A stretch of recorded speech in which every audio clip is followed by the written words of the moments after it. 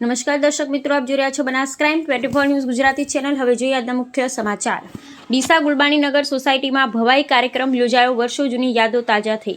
ગુજરાતમાં આધુનિક યુગમાં લુપ્ત થતી ભવાઈ જેવા કાર્યક્રમ ડીસાના આખોલ ગામના મીર પરિવારે ભારતની સંસ્કૃતિ સાથે આજે પણ જાળવી અને રાખી છે। આજે ગુલબાણીનગર સોસાયટીમાં રાત્રિ દરમિયાન મીર પરિવાર ભવાઈ કાર્યક્રમ યોજાયો હતો, જેમાં ભારતની સંસ્કૃતિ એવા ઐતિહાસિક કાર્યક્રમ વેશભૂષા સાથે રજૂ કરી સોસાયટીના રહીશોના દિલ જીતી લીધા હતા અને વર્ષો જૂની યાદો લોકોને તાજી કરાવી હતી। એક જમાનો હતો જેમાં કઠપૂતળી, ડાયરો, ભવાઈ, રામલીલાના નાટક જેવા બહુરૂપી કાર્યક્રમો ભારતભરના ગ્રામીણ વિસ્તારમાં ખૂબ જ પ્રચલિત હતા।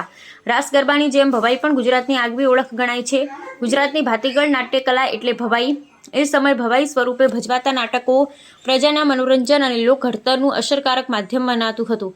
ભવાઈ વેશોમાં સામાજિક, પૌરાણિક અને ધાર્મિક વેશોને આવરી લેવામાં આવતા વેશ ભજવવા આવતા ભવૈયાઓની શેરીમાં કે ચોકમાં આતુરતાથી રાહ જોવાતી હતી। શાસ્ત્રકારોએ ભવાઈને ભાવ પ્રધાન નાટકોની ઉપમા આપી છે। જોકે ગુજરાતી રંગભૂમિમાં વિકાસનો પાયો મનાતી આ નાટ્યકળા આધુનિક યુગમાં વિસરાતી જાય છે, ત્યારે ભૂલાઈ ગયેલી ભવાઈના ભવ્ય ઇતિહાસ, લોકપ્રિય વેશો અને વર્તમાન સ્થિતિ પર એક નજર નાખીએ અને ઇતિહાસ જોઈએ તો ભવાઈમાં દરેક પ્રકારની અભિનય કળાનું સંયોજન જોવા મળે છે।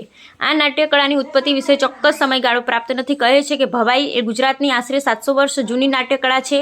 ભવાઈ શબ્દમાં ભવ એટલે વિશ્વ અને આઈ એટલે જગત જનનીમાં જગદંબા। ભવાઈમાં જગદંબાની સ્તુતિને કેન્દ્રમાં રાખી નાટકો ભજવવાની સદીઓ જૂની પરંપરા છે।